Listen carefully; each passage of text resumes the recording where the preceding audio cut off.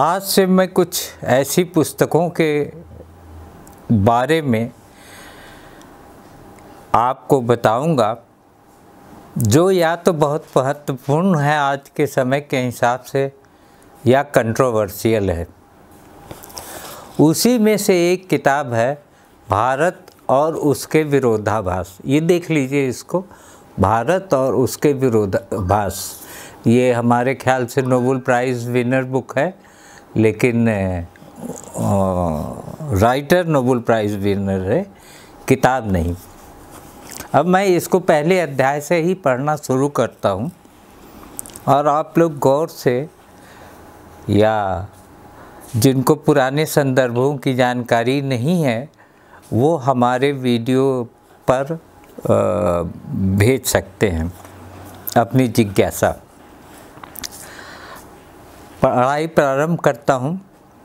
ओह यह प्यारा वसंत कैसा, अप्रैल के एक दिन की डगमग महिमा जैसा। The true gentleman of Verona में प्रोटियस का यह संवाद आज के भारत के लिए काफ़ी उपयुक्त जान पड़ता है। आधुनिक लोकतांत्रिक भारत की हालिया उपलब्धियां को गैर महत्वपूर्ण नहीं कहा जा सकता। पिछले एक साल से ज़्यादा दशकों से इन उपलब्धियों को पूरी दुनिया में व्यापक मान्यता मिली और गैर पश्चिमी देशों में शुमार भारत ने लोकतांत्रिक शासन के मामले में अग्रणी रहने का जो रिकॉर्ड स्थापित किया, उसकी सर्वत्र जितनी प्रशंसा हुई उतनी ही इस बात की भी हुई कि वह एक धर्मनिरपेक्ष राज्य बने रहने में बुनियादी तौर पर सफल रहा है। बावजूद इसके कि कई धर्मों संप्रदायों वाली उसकी आबादी में इसे चुनौतियां मिलती रही हैं। इसका निकट अतीत अंग्रेजी राज के अंतिम दिनों में हुई सांप्रदायिक हिंसा से त्रस्त रहा है। इसी के साथ पिछले दशक में तेज आर्थिक प्रगति की उपलब्धियों से जोड़ा जा सकता है। जब भारत की दूसरी सबसे तेज़ी से विकास कर रही अर्थव्यवस्था बन गया था, या यूँ कहें कि जब भारत दुनिया की दूसरी सबसे तेज़ी से विकास कर रही अर्थव्यवस्था बन गया था। इन महान उपलब्धियों के बावजूद आज भारत की बहुचर्चित चमक बिल्कुल डगमग लग रही है।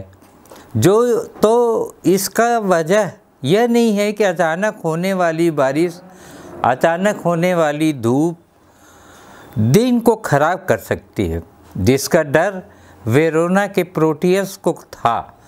यह अनिश्चितता तो इस तरह वजह से है कि चमकती धूप के साथ साथ आसमान पर काली घटाएं भी घिरी हुई हैं। बारिश की बौछारें शुरू हो चुकी हैं। बेहद और अहम चीज़ यह है कि हम आज के भारत की पहचान मानी जाने वाली उपलब्धियों, विफलताओं दोनों का आकलन करने की कोशिश करें। भारत की पुरानी समस्याओं को किस हद तक दूर किया जा सका और कितना किया जाना बाकी है,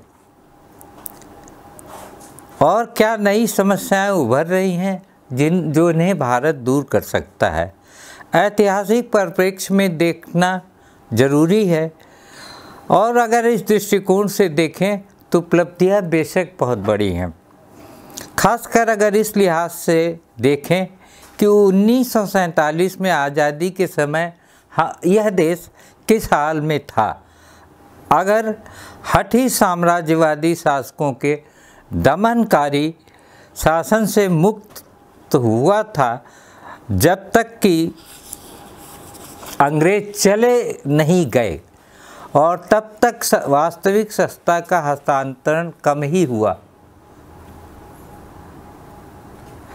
उस समय यह संदेश स्वाभाविक था कि भारत में एक गतिशील लोकतंत्र को चलाने की क्षमता भी नहीं है। इसको दोबारा से सुन लीजिए। उस समय यह संदेह स्वाभाविक था कि भारत में एक गतिशील लोकतंत्र को चलाने की क्षमता भी नहीं है। दूसरी चुनौती अराजकता और संघर्ष से खतरे से था। देश के हिंसक विभाजन तक से बचने का था। पूरे भारत की सांस्कृतिक साम्यता के हजारों वर्षों के इतिहास, स्वतंत्रता संघर्ष ने जन एकता की भावना को तो जरूर मजबूत किया था, लेकिन देश के भीतर की भाषाई, धार्मिक और जातीय विविधताओं व विभाजनों ने संशयवादियों को यह चिंता करने के पर्याप्त कारण दे दिए कि अधिनायकवादी शासन के बिना ये देश टूट सकता है। और तो और स्वतंत्रता के पूर्व भारत की जिस अराजक तरीके से दो देशों भारत और पाकिस्तान में विभाजन हुआ, उसने इस चिंता को जायज़ वजह जुटाई कि देश के हिंसक टुकड़े तो नहीं होंगे, कहीं देश के हिंसक टुकड़े तो नहीं होंगे।